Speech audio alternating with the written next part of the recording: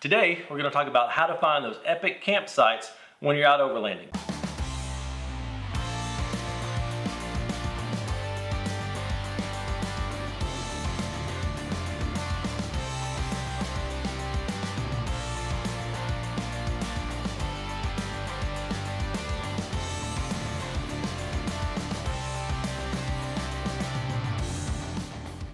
I see it asked all the time on all the Facebook groups that I'm in.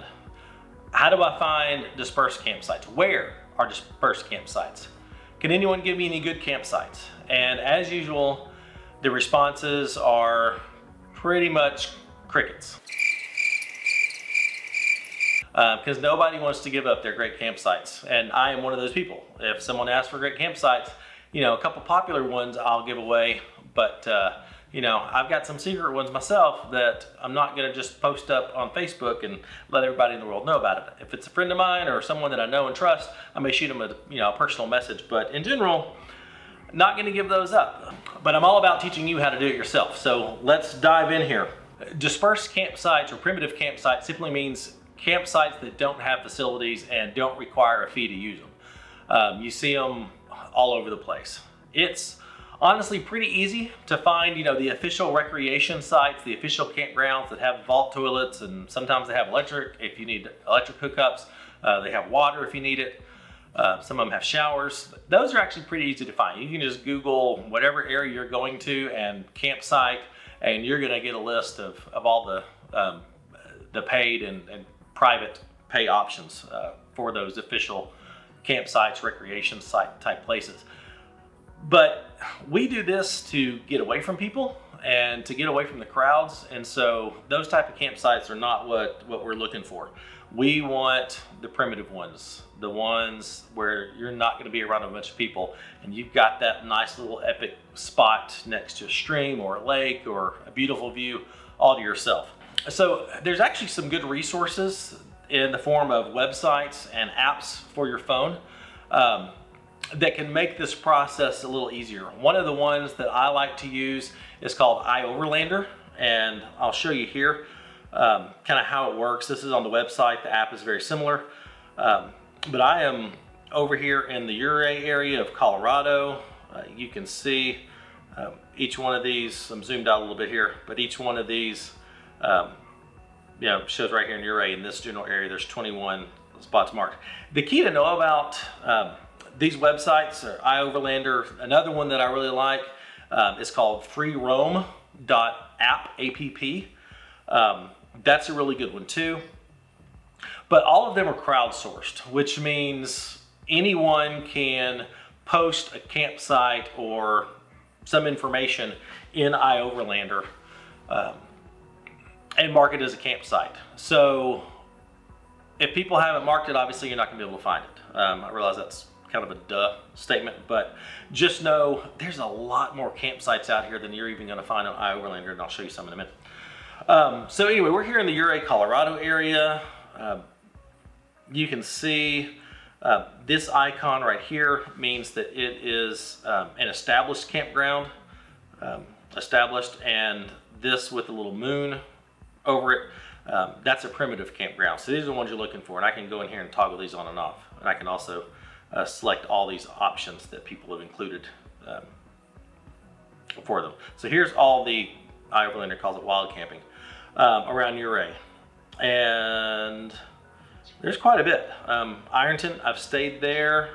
I've stayed near this one before. And so there's quite a few options. And this is a great place to start. If you're brand new to this, going and selecting one of these campsites is a great way to get out there and boom, problem solved. Let's take a look over here at freeroam. I am also in Ouray, and you can see they don't have a lot of the same names, but this one is missing off of freeroam that was in Overlander. These are there, so people have marked them in both locations. Let's click on one here. Cutter Creek Meadow, dispersed campground. Ooh, nice view. Click on the info. I don't see any added photos, but in this, you get a weather report. If someone's marked it as having cell signal, that's handy. and some general information about it. No additional photos here. Oh, here we go. See all two. So not bad at all. Pretty much camping along the field for this one. So let's go in here to iOverlander and let's check this one for Portland. More details. So here's a nice description of how to get there. It says high clearance needed. Latest check-ins, you can see different reviews. Some nice photos, views of the mountains. Not bad. So, like I said, these apps, there's another one called The Dyrt, and Dyrt is spelled with a Y, D-Y-R-T.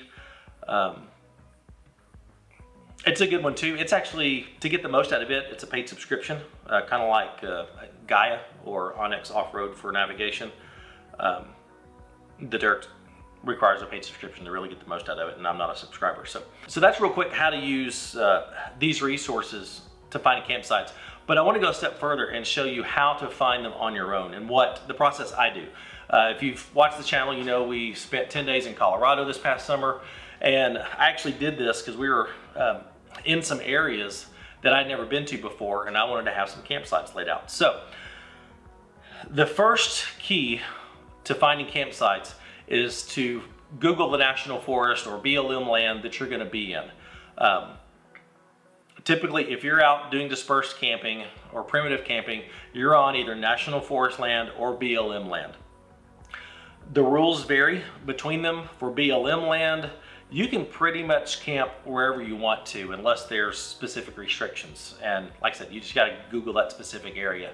Each state BLM land has its own restrictions, but for the most part, you can camp pretty much anywhere. Here's the BLM campsite for camping on public lands.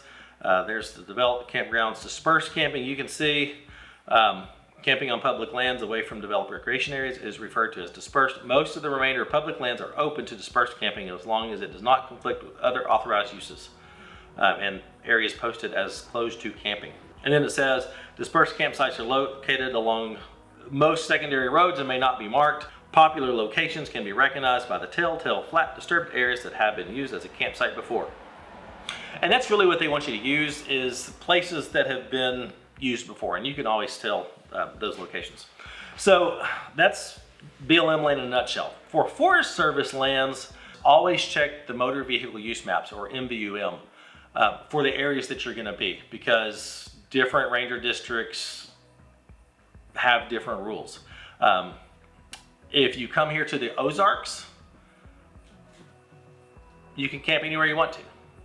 They do prefer that you camp in a spot that's been there before, and there's campsites all over the Ozarks. I mean, you hardly can drive a couple miles down one of our Forest Service roads and not find a clearing that's got a fire ring in it here in the Ozarks.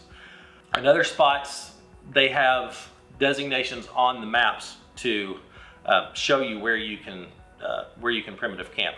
So here's the Uncompahgre National Forest motor vehicle use map for the Ouray area. And so what you want to look for here is on the legend, you see these tiny little dots here. It says dispersed camping, and it says see blanket statements. We'll get to that. But these little dots say dispersed camping, and basically the blanket statement says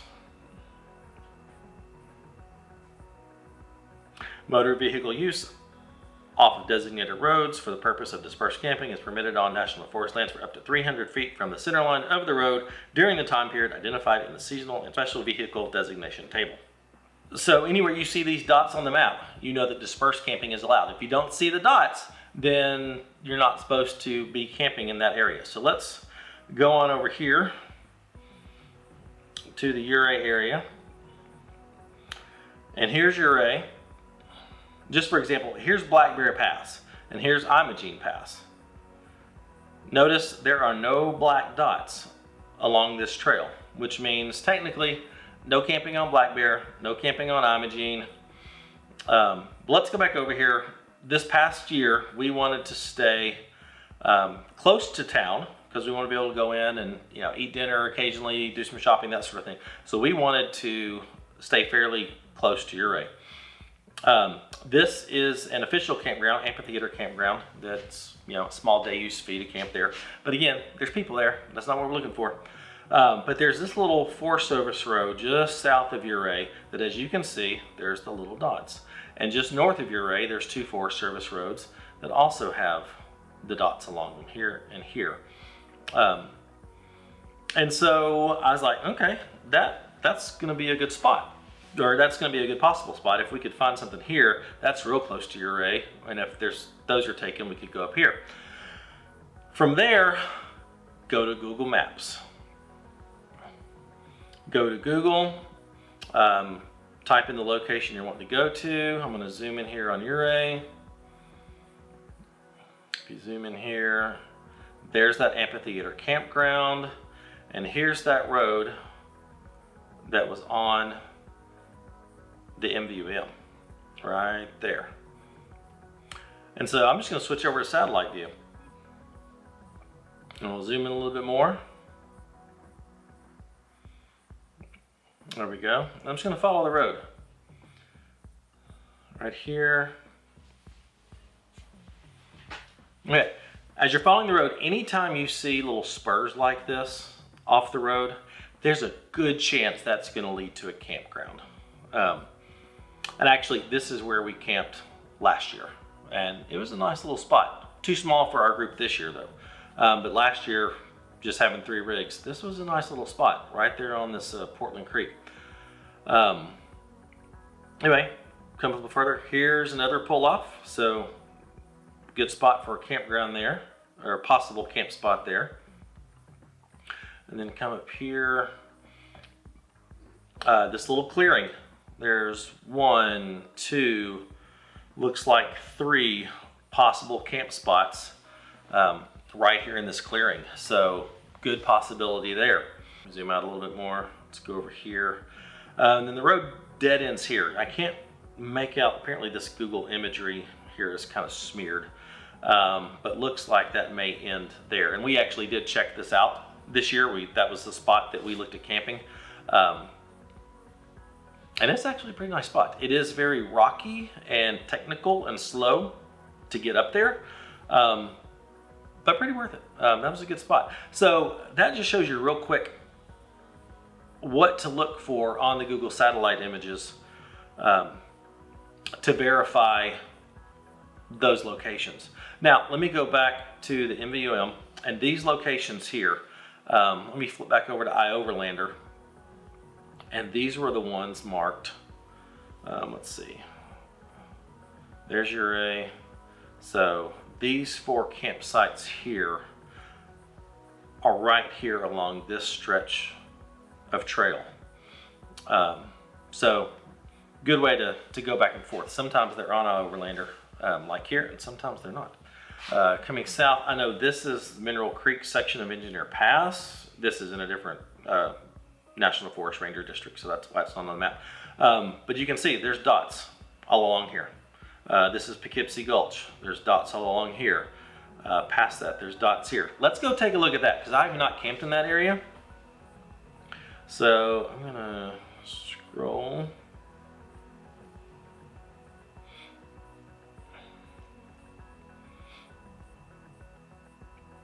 All right, here we are. I know because I've traveled this before. I'll just zoom in here. Let's just take a look.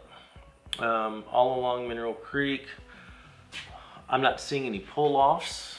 And like I said, I've traveled this before, and I know this area over here is real steep. It's a deep ravine, so you wouldn't be able to camp there anyway, but I'm just looking. Actually, I think there is a little campsite up here. Possibly up here, I think. It's not very far off the road though, or maybe over here. Would have a nice view. Let's keep going.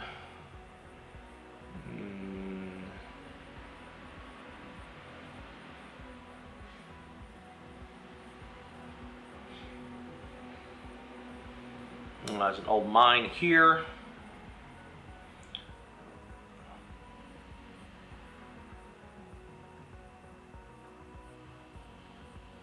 Okay, right here. Let's zoom in here. So you can clearly see someone has driven down here. There's a clear trail going down in there. offshoot here. You can see little muddy ruts there. But looks like over in here, a nice clearing right there. So that would be a good spot. And if you want to mark this spot in Gaia, you can actually click here in Google and it will bring up the GPS coordinates. And just, I like these better. Just copy and paste those into Gaia and it'll take you right there and you can put a waypoint there to mark it. But let's continue on. Let's see. I know this is the entrance to Poughkeepsie Gulch.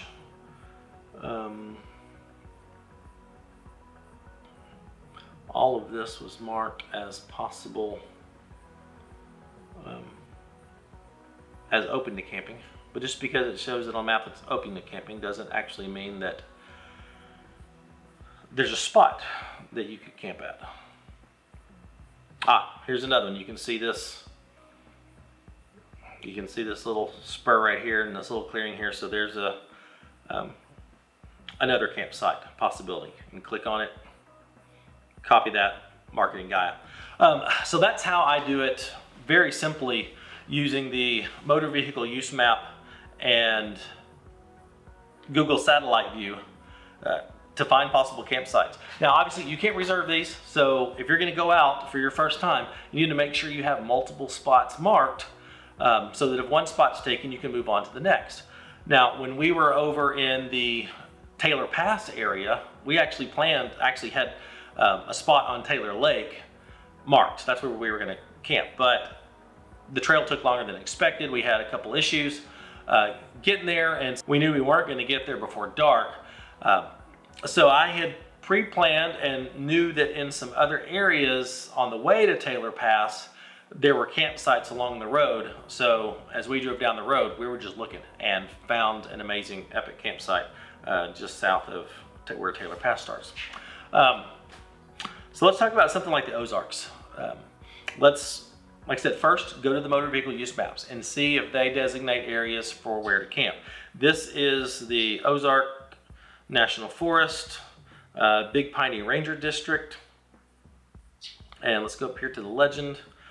And as you can see, there's nothing in the legend that shows dispersed camping. And so you're thinking, okay, well, does that mean there's not any? Using Google and just Googling dispersed camping in the Ozark National Forest brought me to this website for the Ozark National Forest on camping. And so here it says, if you're one of those folks who prefers a different, more rugged camp experience, primitive camping is allowed almost anywhere in the Ozark National Forest, unless there's a sign stating otherwise, or if it's a wildlife food plot. So there you go. The Ozarks are fair game. And if you come to the Ozarks, like I said, you won't be able to travel but just a few miles, and you'll see campsites that people have established on the side of the trail. Or if you see a little trail that's an offshoot, go check it out, especially if it's by a stream. That's pretty much it. Using the apps that you've got, using Google to pre-plan and look for those signs of where a campsite may be. And that's how I do it. It's really just that simple. Hopefully this will help you get started. I know going out for a week and not knowing where you're going to camp, where you're going to spend the night, can be intimidating. But with some pre-planning and having several options lined up, it's not real hard. And you can find those amazing campsites that with no one else around, you've got all to yourself, that really makes these trips special. As much as I love the trails when I go on my trips, I love hanging out at beautiful campsites, probably even more. So that's what it's all about. If you found this helpful, if you like this, hey, subscribe to this channel. It helps me out. It helps the channel grow. Give the video a like and leave a comment below. If you have any questions, leave a comment. I know I just covered two main areas. That pretty much covers the gamut of it. I've looked at motor vehicle use maps out in the Smokies, and they're marked like that. Out in the Utah area, they're marked like that. A lot of BLM land out there. So don't be afraid to get out there and give it a shot. But plan before you go, have a few spots marked, use the resources that you've got, and I think you can have a great time. So anyway, thanks for watching. I really appreciate it.